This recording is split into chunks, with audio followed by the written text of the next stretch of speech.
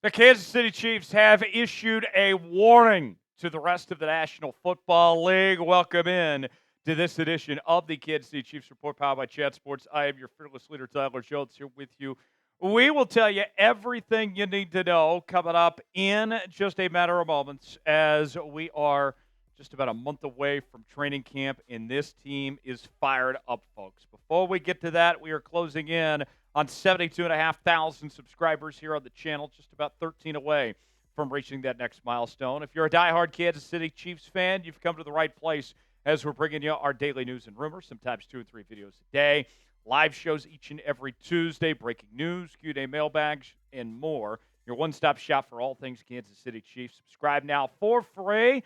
Let's reach 72.5K subs. Join the family and stay up to date on everything Kansas City Chiefs right here on the channel, and we'll get going here on today's show. So a new article is out from the folks at Fox Sports. Ben Arthur is talking about how the Chiefs have been provoked by the rest of the NFL.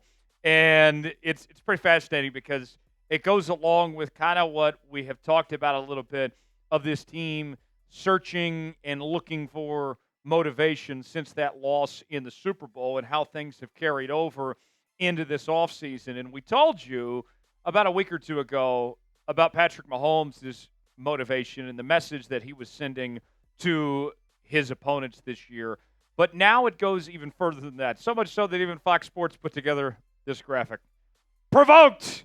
This kind of reminds me of the infamous New York Jets Sam Darnold mono.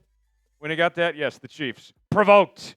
So, how have they been provoked? Let's dive into what Ben Arthur had to say. Following their humiliating Super Bowl loss to the Eagles, the Chiefs are expected to have an edge in the new season. Not only did Travis Kelce commit to play in 2025, but Kansas City will also have Rashee Rice back from an injured knee that cost him all but 4 games in 2024. I think what has happened here, and we're going to provide some more context, let you hear from Travis Kelce and Chris Jones and others here in just a moment, is that Super Bowl loss and everything we're hearing from the Kansas City Chiefs, you have essentially awoken a beast here. That this team is highly motivated entering 2025. And it's interesting because when you've already won 3 Super Bowls, sometimes you have to find that edge, that thing you're looking for, and it can be a little difficult to find those opportunities. Michael Jordan, part of the thing that made him so great was finding something to get him inspired and get that little extra out of him. And this appears to be exactly what the Kansas City Chiefs needed to get this team's attention. And everything we've heard from Patrick Mahomes to what you're about to see from Travis Kelce and Chris Jones and others, this team is highly motivated. They are locked in. And one of the biggest reasons why is Travis Kelce. Travis Kelce comes in what could be his final season in the National Football League. We heard the rumblings about him cutting weight and getting into shape and really putting in the effort after he's had a couple of down years compared to the standard that he has set in the past. And Travis Kelce, he talked recently about his motivations entering 2025, and he said this: last year, I think I failed, especially in that last game, in being a leader, in being the one who could step up and make plays. I felt like I failed my guys. You've got to be able to walk the walk, to be able to talk and preach it to guys. I think just putting myself in the best situation I can athletically, that's going to pay off down the road. And I'll be honest, I haven't seen this version, this inspired type of Travis Kelce in a while. We've seen it before, but I'm not going to criticize him and say he was necessarily going through the motions the last couple of years, but it did seem like that with Travis Kelce there has been a lot going on, whether it's the relationship with Taylor Swift or living the celebrity life, doing the reality shows and all this. And everything I've heard from Travis Kelce this offseason has all been about football. It has not been about anything else. And to me, I think that's a big deal to see where his focus is And I think the rest of the team is going to feed off that. Be honest with me. Do you believe in the Kansas City Chiefs? Do you think this team is locked in, that they are going to send a message that they've been awoken? The beast has been awoken here. Weigh in, let me know. Type B for believe, D for don't. Chime in our pinned comment today and tell us what you think. So the messaging has been pretty consistent. You heard Travis Kelce a moment ago. We talked about what Patrick Mahomes had to say. We've even mentioned in the past Hollywood Brown playing with a chip on his shoulder, something to prove. Rashee Rice the same way. Everyone is on the same page, and there's not a ton of distractions or anything going on. Even Trey Smith with, going through this contract stuff. He was still at mandatory minicamp. He's not letting that get in his way. And I think if you're the Kansas City Chiefs, what 2025 is all about is getting back to where you belong in your rightful place. But I think when you look at what that Super Bowl loss did to this team, was that it was a clear message that nothing is going to come easy, that it's not going to be handed to you on a silver platter, that you still got to go out there and earn it. You still got to go out and get that. And I think that this team understands that heading into 2025. Let's hear from Chris Jones, who talked about his motivations heading into this year as well. I think you can use a lot of things as motivation, especially this past season. The biggest motivation is making it to the big game and losing. Not only losing, but losing the way we did. A lot of people in the building think we could have done better. We think we're better, and we're focused on getting back to the mountaintop now. I'll put it this way. This is not an insult. Don't take this the wrong way, folks. But the Chiefs, they're wounded right now. This team is not over that Super Bowl loss, and that's okay. Honestly, that's okay. This team is a bit wounded right now. They're not wounded, I would say, physically, but they are mentally. This team is still going through it. But a wise man once said, beware the wounded animal. And I think that's what you have here in the Kansas City Chiefs, that you have a team that is sitting there and they're saying, we can't do that again. We cannot let that happen again. We have to make a response. And I think Chris Jones is going to be a big part of that response. Prediction time. Will Chris Jones have a big season in 2025? Weigh in, let us know. Type Y for yes, in for no. Chime in the comments section and tell us what you think. The 4th of July is almost here. Our time to celebrate America, the greatest country on the face of planet Earth. And I got to tell you, I love America. I know you guys love America, and you love the Kansas City Chiefs. So what better way to support your country and your favorite team than by getting one of these fine 4th of July shirts? And I know it's a 4th of July shirt, but I don't think there's a bad time of year to wear this thing, folks.